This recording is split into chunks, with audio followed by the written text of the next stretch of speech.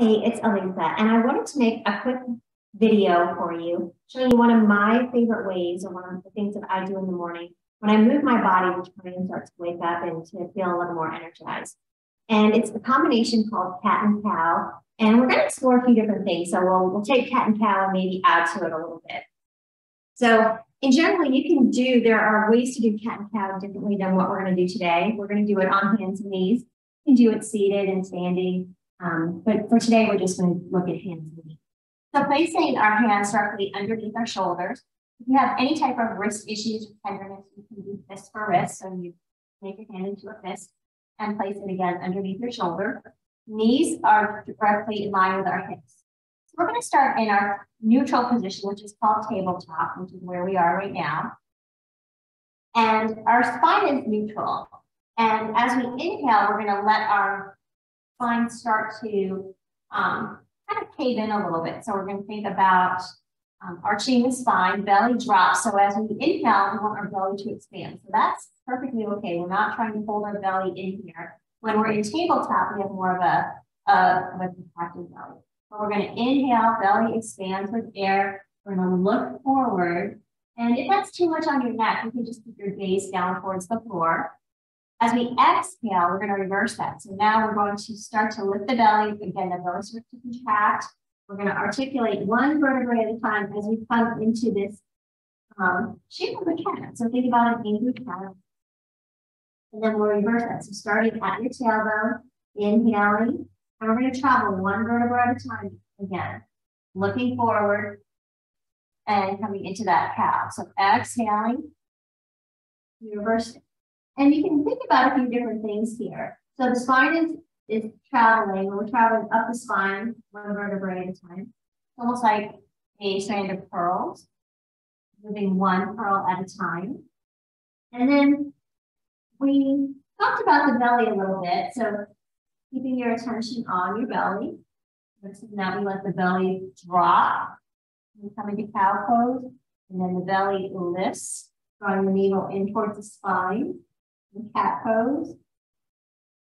Each time we're pushing the floor away from us with our strong upper body. And you might notice the shoulders are doing a couple different things here. So when we come into cat pose, the shoulders are drawing away from each other. And then as we lower into cat pose, the shoulder blades draw into the spine.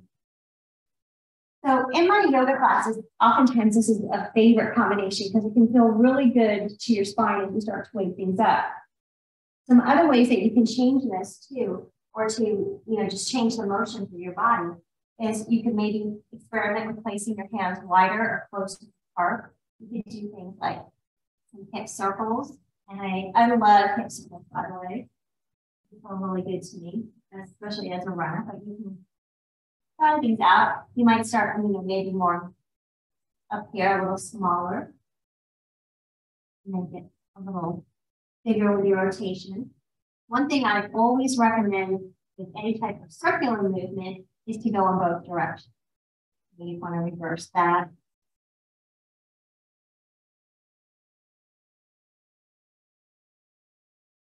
And after you feel balance between both sides, you come back into your tabletop. You could revisit cat and cow. Another thing that I really enjoy, and it's for the side body, I call it wagging the tail, so it's like a happy dog. And you can inhale, center, and then as you exhale, look over your left shoulder towards your left heel. Inhale back to center, and then exhale, looking over the other side. So one side of the body gets shorter, the other side gets long. And this can feel really good into not only the side body, but you can feel this into the hips and the lower back. And then one other addition that you can try is maybe crossing.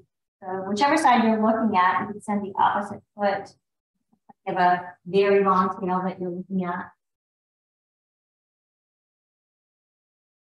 I'll do that just one more time to each side.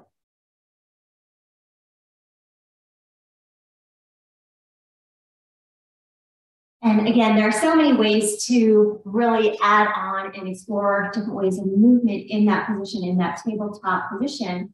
but it's also just a really great way to wake your body up. So what I usually do in the morning is I just move the way my body wants to be moved. I might start out on my back and then work my way to hands and knees like we just did. And that can be just a great way to really wake everything up, especially your spine when you've been sleeping all night. You know, your energy might feel a little stuck, and it's a great way to start to really awaken the whole body. So I hope you enjoyed that, and I'll be sharing some more tips, more combinations in the future, especially things that I do in the morning to wake up, because I think it's useful to have ideas of what can I do when I first wake up in the morning. So I hope you have a wonderful day, and I'll be seeing you soon. Namaste.